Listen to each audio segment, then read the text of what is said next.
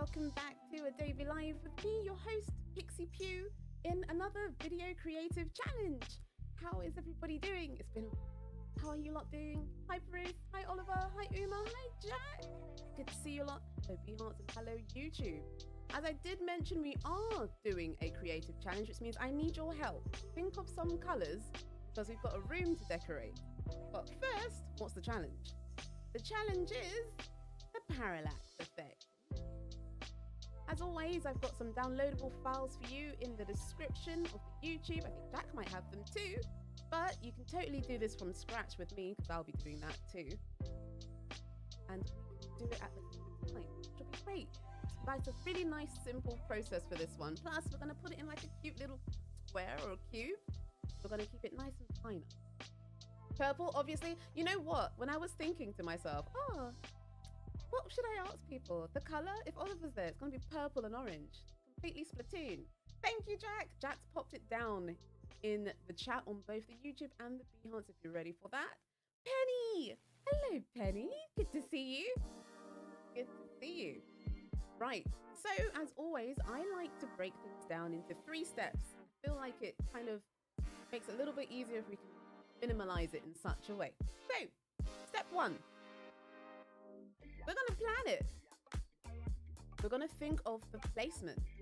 So when we're talking about parallaxes and things of that nature, they work on a spatial system, kind of thanks to a camera. So if we take a look at my image over here, we've got something in the front, something in the foreground, something in the midground, and something in the background. By them being slightly spaced apart and the camera doing whatever beautiful movements it's doing, it kind of gives us that fake 3D effect or a little bit of movement without really doing anything, which is awesome. Purple and orange, okay. We'll have purple and orange in there somewhere. It's gonna look like a bit of an art attack kind of thing, I think. So, for instance, you don't really have to sketch something out unless maybe you've got a particular project that you're trying to do. Sure, whatever thing you have in mind, you know, oh, okay, if there's a wall, I'm gonna want the wall in the back. Maybe if there's a person, they're gonna be in front of the wall. For the example, I've got that little counter. I know the counter and Pixie are probably sort of in the same place, but maybe the counter will be in front. And for us, we're inside a building. So I've got the wall kind of blocking the distance. I want something to fit just in front to help us with the space. Need a dancing Dino emote? Thank you for the like, Devlin. I love the parallax effect. You know what? I'm really into it. I see why. I feel like it's a really nice little thing you can do to your art. If you made a particular little art installment somewhere, maybe you made it in After Effects or Illustrator, rather, Photoshop or Illustrator, and you could do this to add a little bit more movement to your creation. But we've already planned it. Let's go on to part 2.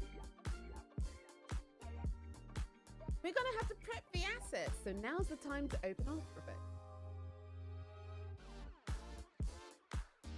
Effects. You miss your Twitch emotes? Wait, Adobe Live's been back on Twitch, right? What's been going on over there? Let me know. Would be a neat trick for a logo? Especially. Oh my gosh, that's a really good idea, Penny. Basically, if there's nothing but the logo, you could split the logo in terms of front, middle, and back. That's very smart. Love to see that.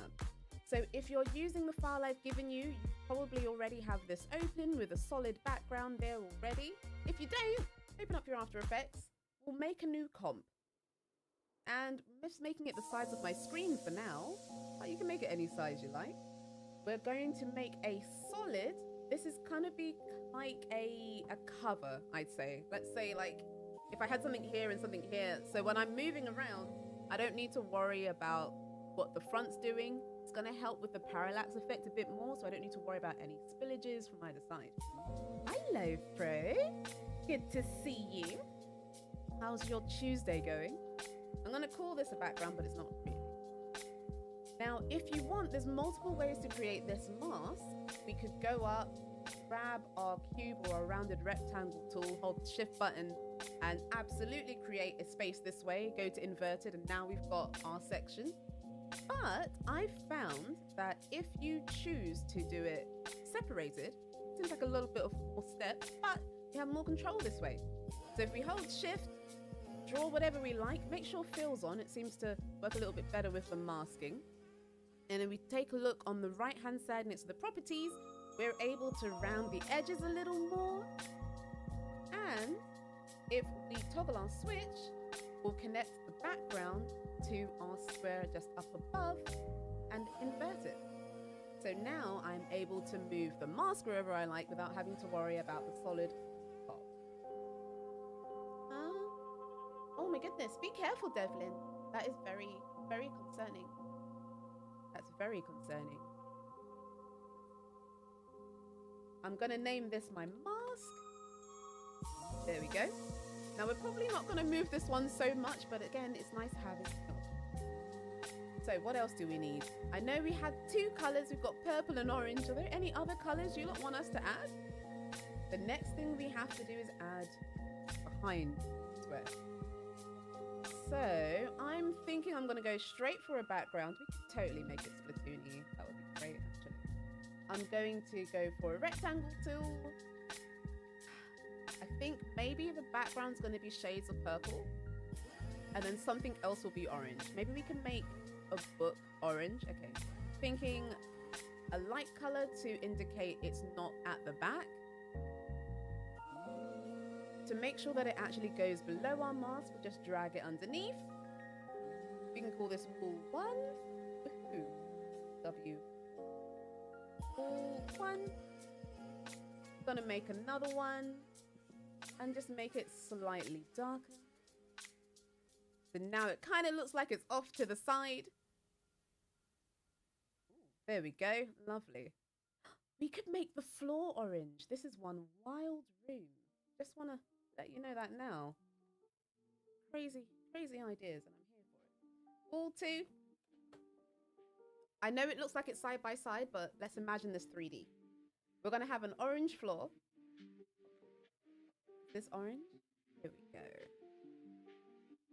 And even though I'm doing this high up, it's just so we can make sure it's in the right corner of the room. Holding the space bar, drag it down. Also, out of curiosity, what time of day is it for everybody? It's dark where I am. It's 9 p.m. By holding shift, you can make sure that your lines are straight. Whatever angle you're going in, they're going to be perfectly linear. Pink or red? Okay, I got you. And we'll make this the floor.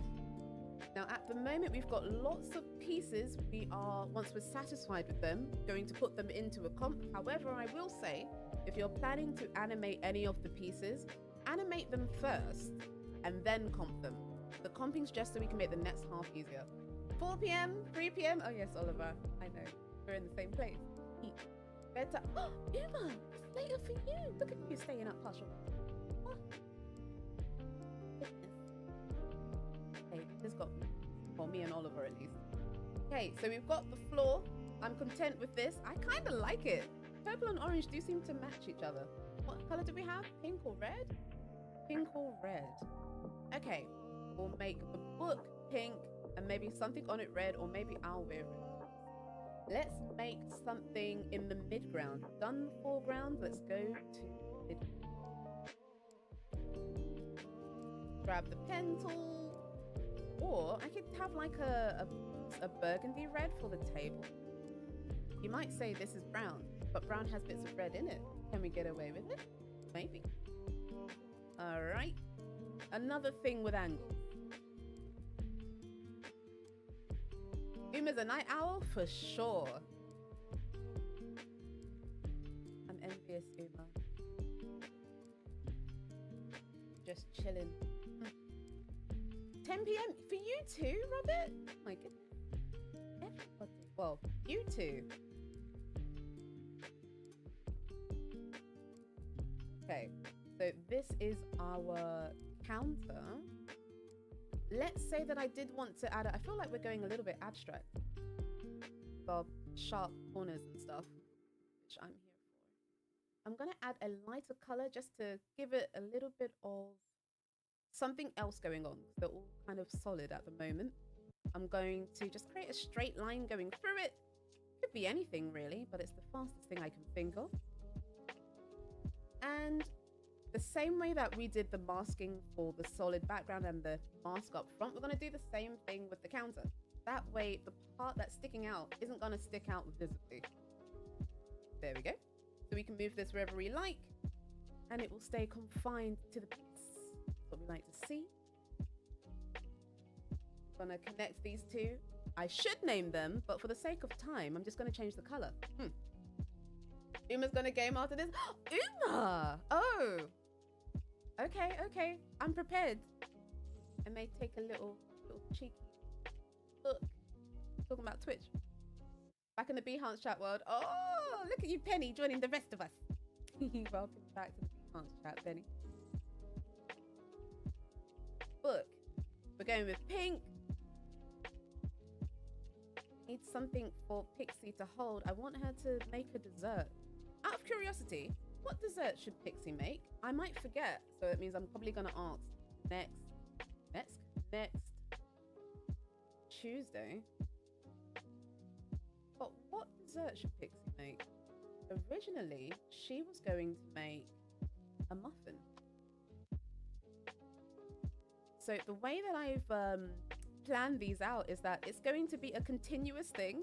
Whatever we make today is going to affect what we make next Tuesday, is going to affect what we make the week after. How do we fix it, Penny? Do we have that on a shirt? Don't believe Reese. He always says that to confuse. Well, you know, I mean, I have seen you gaming late though. I have seen you gaming late. It's true. Right now, we're just making the separate parts of our deconstructed. You need to up your game. I've been seeing the works you've been creating. It's really cool.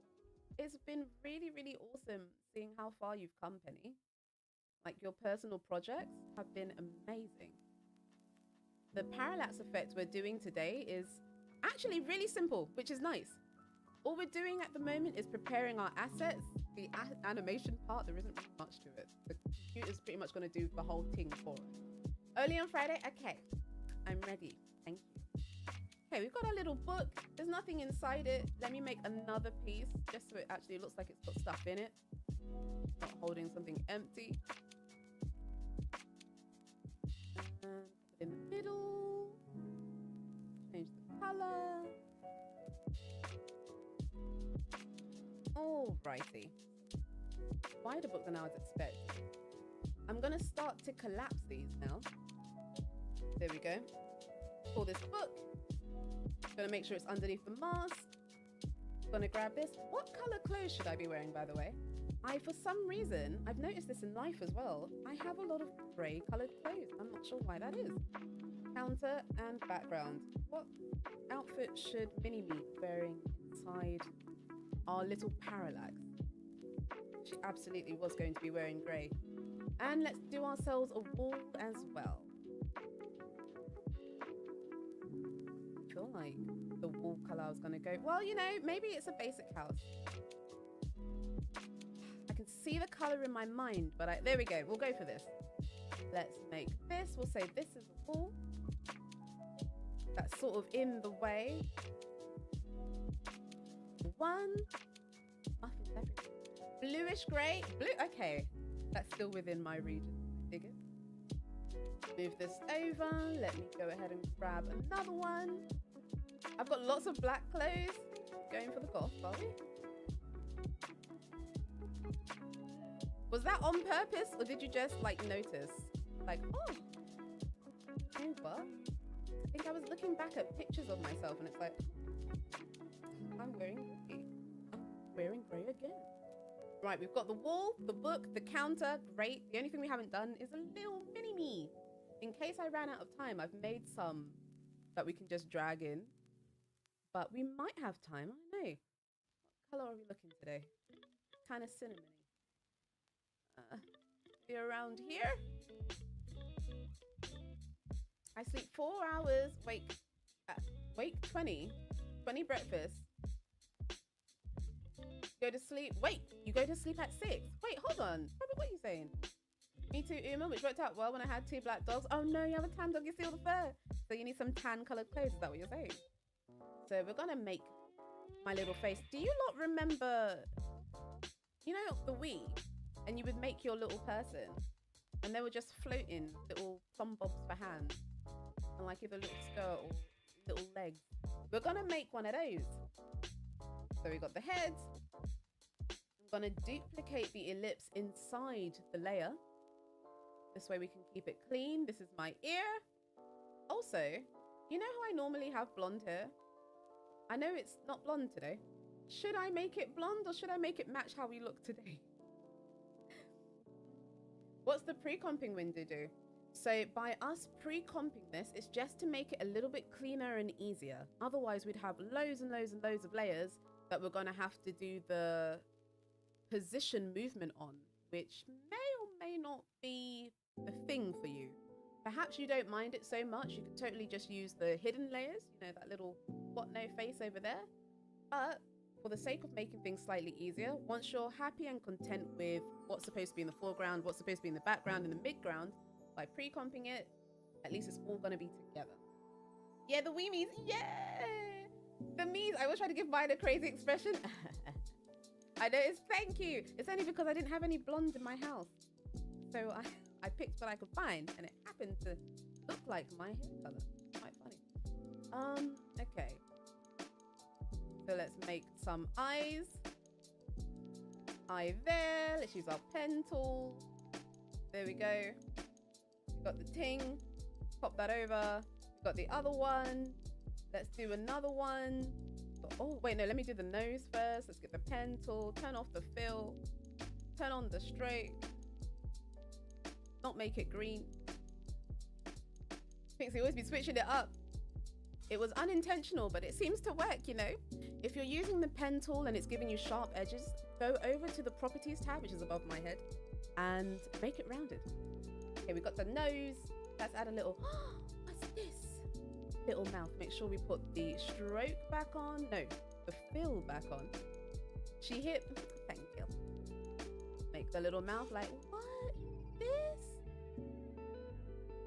Oh, she said, who? What? Where? Oh. Okay, we got pixie head. Let me make our hair looking a bit like this right now. We have no eyebrows. Not whenever I do a cartoon version of me. I notice that I always tend to leave it out. Whoop, whoop. We're looking at the time. We're making sure we go kind of fast. We're not too worried about making this look precious. I think we get the gist. The parallax bit is where we're at. Okay, we've got wiggly here. We're happy with this. Oh yes, the little me, yeah! Simple shapes, already adorable, thank you. We're in it, we're in it. We're here for all the wiggles. The wiggles, that looks like us today. Let's quickly add a stroke for my cane row. I think we only need two, really. And it's a different color, good. Do that, make it chunky. Make it rounded. Doesn't have to look nice. We don't have time to make it look nice. Slap one there. Slap one there. You know what I mean. Okay, there we go. And we're going for a bluish grey, was it?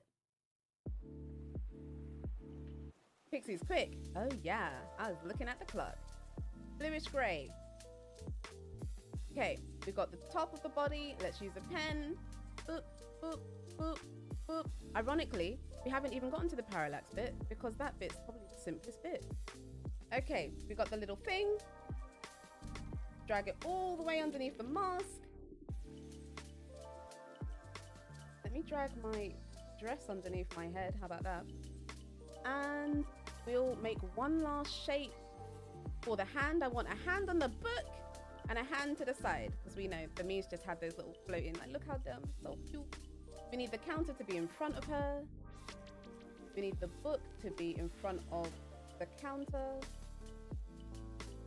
We can put all of this together now. Which one's the hand? Doesn't matter. We'll make another one. Call this Pixie. And I'm going to have a hand on the book. Now we know that that's what she's reaching for. Okay. So, let's call this our hand. Boop. I'm going to connect via parenting the hand to the book and the book to the counter. There we go. So wherever the counter goes, they're gonna go to. Let's save this. Let's turn the wall back on. Make sure the wall's above everybody else. Counter on top. Pixie, yes. Good.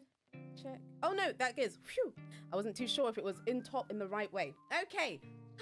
Part 2 almost done. The next thing we need to do is add our camera. Go up to new layer, camera, doesn't matter what it's called. And for the sake of more control, let's go to new and make a null object. Phew, that means we can move on to part 3. We'll animate it. We could do that in 1 minute. Yeah. Okay, so in order to make the parallax work, what's this? Okay, so that's not attached to Pixie at all. Let's control this again. Pixie again. So in order for us to make the parallax work and make the camera work is by us turning everything into a 3D layer. Everything that's going to be affected, 3D layered up. So if we grab everything that we've made into a 3D layer, press the P button. I don't need to worry about the hand or the book because they're already connected. So I'm just going to lock those down. But the background, woo, we'll move it far in the back. Pixie, we'll move Pixie slightly far in the back. We'll move the counter slightly forward. And maybe the wall would be closer to us. Plenty of time there, so pew, pew. And because we've moved it out, we can see some stuff we don't want to see. Let's grab the ones that are a bit too far away. Let's pick the ones that are too far away. Press S to scale them up. Maybe we can scale up the counter as well. And we could just move them into place. Here we go. Not bad, looking good. We are going to make the camera be connected to the null. And now, if we move the null around, we've got a little parallax effect. Ta-da! Things are moving at different spaces. How great is that? Nice, easy, and fast. So if we want to animate this, a little bit like what I had earlier, we could put a position on the camera. Let's say this is where we want it to stay. And if we move the Z, we can make it zoom in, zoom out. Maybe press an F9 on that. But we like it to bounce. A good way for it to bounce is always go just a bit beyond where you were aiming for. And then we could go to the null and move the position. Man said, right, isn't that fun? And there is absolutely probably another way that you could make a circle. But Pixie is very old school. That she's doing it the long way. We're going around, grabbing the first one. And a cool thing that After Effects is able to do is allow you to see the linear movement that you've created and use the Convert Vertex tool to make it rounded. So now, instead of whatever harsh movement I was gonna get, it's gonna make it nice and smooth. Right, let's take a look.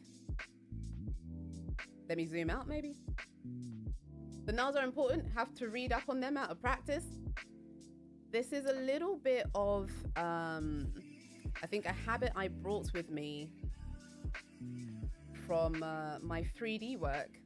But when you have something that's got movement on it, if you go ahead and give something else the ability to move it too, it's a lot cleaner. So for instance, if we take a look at my example, I've got this hand over here. This hand looks like it's moving around as well, but in actuality, the hand is just parented to the null. If I did the position animation on the camera and did the scaling on the camera, it would mean that the hand that I added would also scale in size, but all I wanted it to do was follow the position. So this way, you're able to do extra stuff. Perhaps you needed to have even more animation on it, which you'd be able to do without worrying about it not being clean or tidy. So woo woo woo! This was awesome! Did you lot have fun? I know I definitely did. So lovely to see you lot again. Stay tuned, there is more awesome stuff coming up next. And I guess I'll see you lot next week. Bye. Bye.